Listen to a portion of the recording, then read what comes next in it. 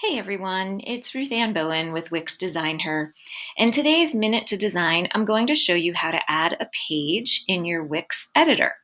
So as you can see, here I am in the back end of the Wix editor, and all you're going to do is scroll over to this section here. This lists all of your pages. So when you click on it, a drop down will show up.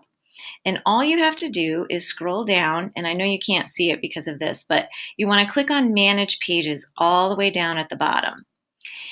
So you'll get another dashboard, and here it says Add a Page. And all we're going to do is click on Add a Page, and it will automatically add a new page for you.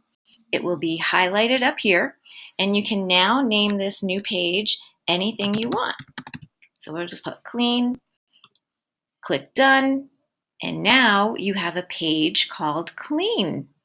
And that is how easy it is to add a page in your Wix menu. Thanks for joining, and be sure to watch out for the next Minute to Design with Wix Design Her, Ruth Ann Bowen. Have a great day.